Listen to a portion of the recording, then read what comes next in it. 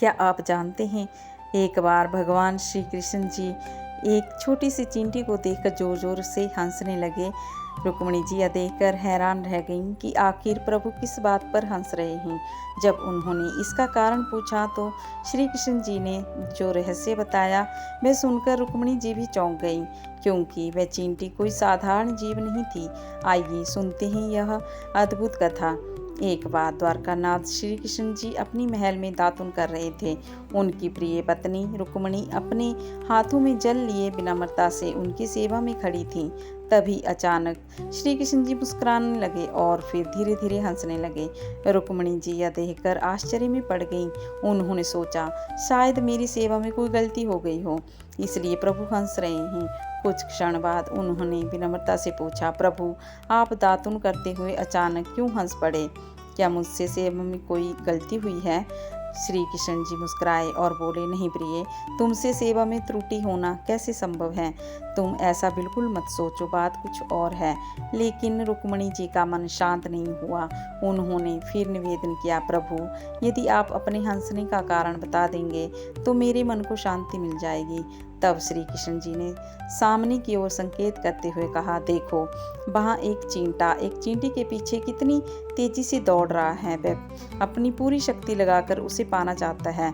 उसे देखकर मुझे अपनी माया शक्ति की प्रबलता का विचार करके हंसी आ गई। रुक्मिणी जी और भी आश्चर्य में पड़ गई। उन्होंने पूछा, प्रभु एक चींटी के पीछे दौड़ने से आपकी माया शक्ति की प्रबलता कैसे दिखाई दी?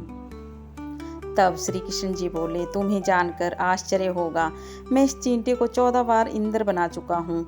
14 बार देवराज का पद भोगने के बाद भी इसकी भोग वासना समाप्त नहीं हुई। इसी कारण आज यह फिर एक छोटी सी योनि में जन्म लेकर वासना के पीछे दौड़ रहा है। यह सुनकर रुक्मिणी जी गहरे विचार में पड़ गईं।